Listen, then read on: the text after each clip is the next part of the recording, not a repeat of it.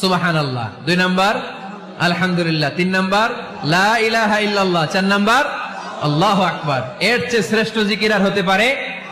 আবার আল্লাহর হাবিব সাল্লাল্লাহু আলাইহি ওয়াসাল্লাম বললেন, মান ক্বালা লা ইলাহা ইল্লাল্লাহ দাখালাল জান্নাহ। একবার লা ইলাহা বলে যে মরতে পারবে তার জন্য জান্নাত ওয়াজিব করে দিবে কে?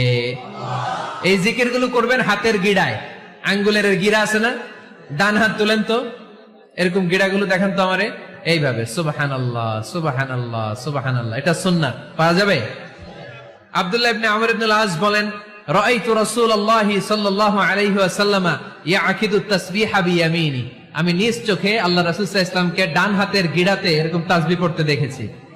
সুবহানাল্লাহ পড়েন, নীরবে নিঃশব্দে জিকির করবেন। হ্যাঁ, এটা ঠিক।